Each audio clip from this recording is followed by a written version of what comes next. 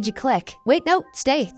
Trust me, it's a good one. The opening scene features a funeral director, Elliot Deacon, who owns a funeral home. As a part of his daily routine, he prepares the corpses for their funeral while talking to them softly. Currently, he is seen preparing the body of an elderly piano teacher. We then cut to a middle school teacher, Anna Taylor, who is having intercourse with her boyfriend Paul. Lucky Paul. Despite the romantic setting, she doesn't seem to be enjoying it at all. Later, while showering, Paul inquires about the matter, but she insists that she's fine, though her expression says the opposite. Following this, Anna heads to work where she finds two big kids bullying her little student Jack. She reprimands them and immediately fends them off. After work, Anna is leaving school when the lights start flickering in the hallway. Scared, she frantically runs towards the exit but finds the door locked. Amidst this intense moment, Jack appears and inexplicably opens the door without any problem. That evening, Anna attends the funeral of her former piano teacher at Elliot's place. As she approaches the dead body, she sees it moving its mouth. "Have you been practicing your scales?" Startling her for a moment, but upon having a second look, she finds that it's normal and realizes that it must have been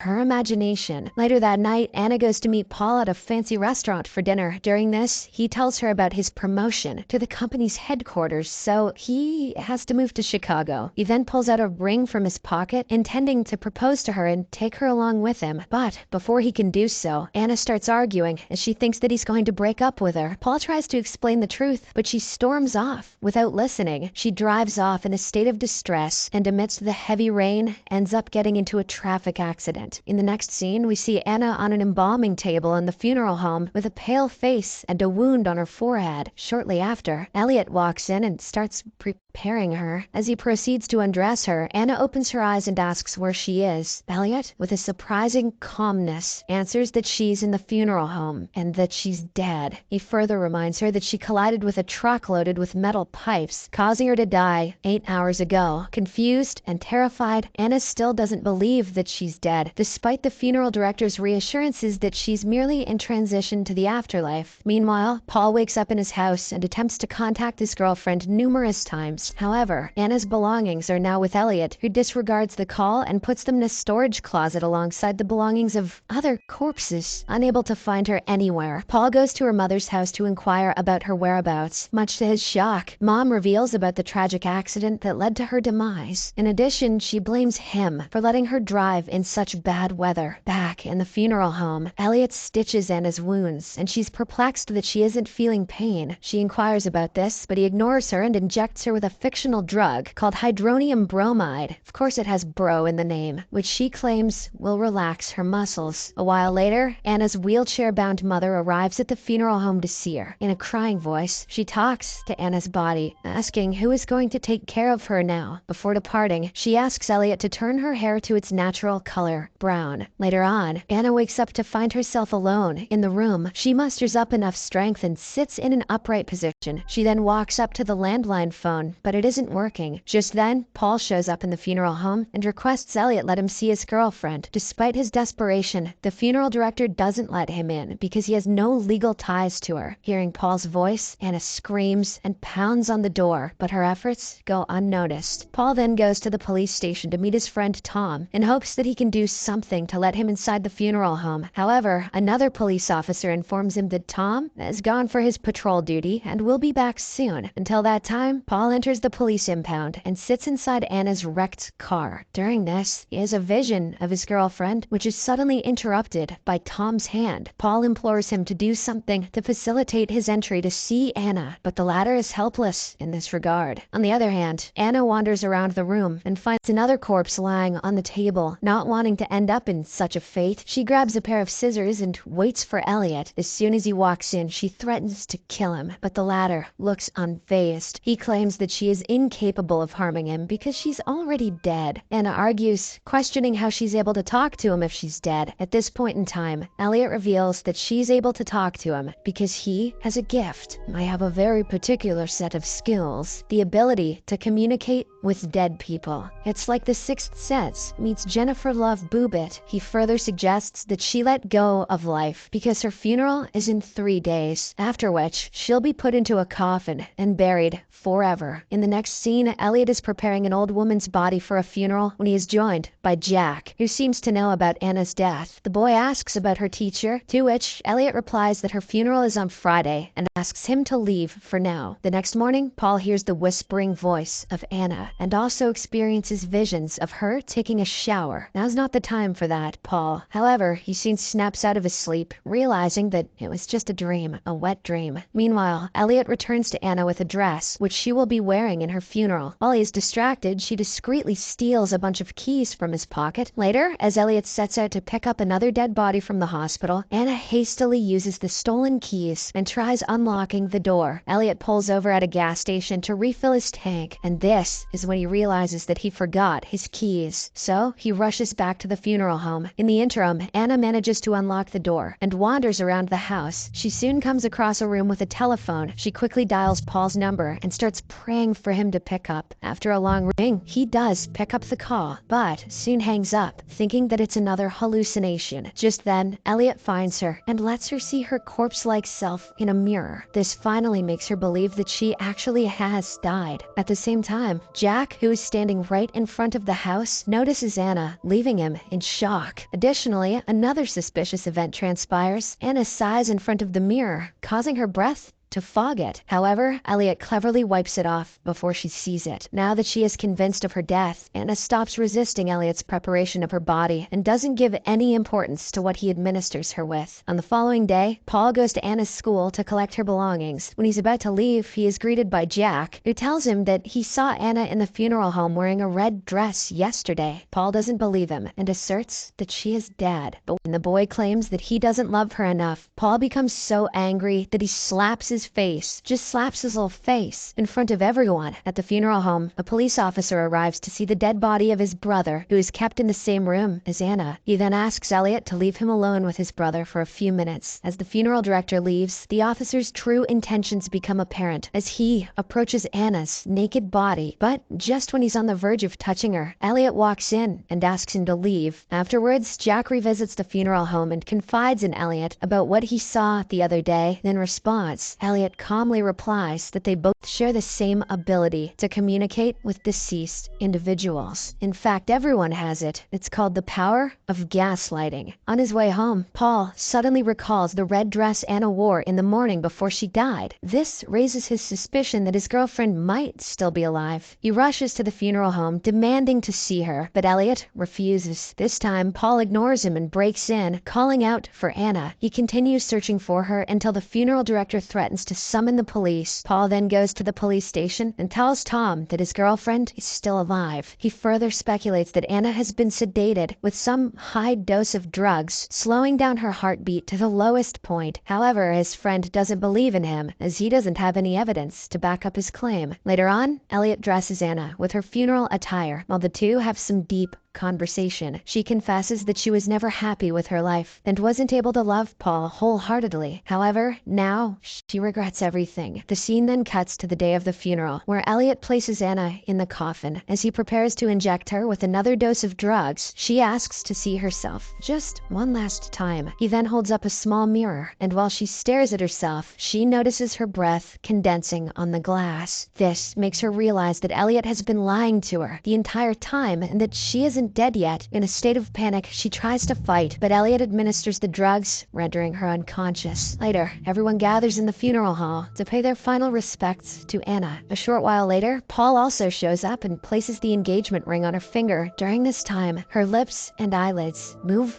a little, so Elliot nervously decides to close the coffin. After it is buried in a graveyard, the devastated Paul starts drinking heavily. He is then approached by the funeral director, whom Paul blames for burying Anna alive. In response, Elliot claims that maybe he is right and tells him to go check for himself. Infuriated, Paul reacts aggressively, but before he can attack, Elliot tells him that he does not have much time left. Sensing the urgency of the situation, Paul drives towards the graveyard at full speed. Meanwhile, Anna wakes up inside the coffin and frantically screams for help as she slowly runs out of oxygen. Despite being under the influence of alcohol, Paul dodges several vehicles on the highway. He then arrives at the graveyard and quickly digs up Anna's coffin, taking her out. He somehow manages to revive her, after which she confesses her love for him. At the same time, Paul hears some odd sounds, and Anna explains it to be the sound of Elliot's scissors cutting his clothes. The next second, Paul finds himself in the funeral home, with Elliot standing over him, preparing his body, as he did Anna's. Elliot reveals to him that he never made it to the cemetery due to a car accident, which killed him. Paul protests that he is alive until Elliot inserts an embalming trocar deep into his torso. The script may have just been an excuse for a bunch of tasteless nudity, but that was actually a pretty good twist. Thanks for joining me on this cinematic journey, fellow movie buffs. If you enjoyed diving into the world of film with me, don't forget to subscribe to Cinemax and hit the bell icon to stay updated on all the latest movie reviews heading your way. Your support means the world to me. And hey, if you liked what you saw, give this video a thumbs up to let me know. I'm always looking to improve and bring you the best content possible, so feel free to drop a comment below with any suggestions or ideas you'd like to see on the channel. Remember, the magic of the movies never stops, and I'll be here to guide you through it all. Until next time, stay tuned, stay awesome, and keep the popcorn popping. See you at the movies!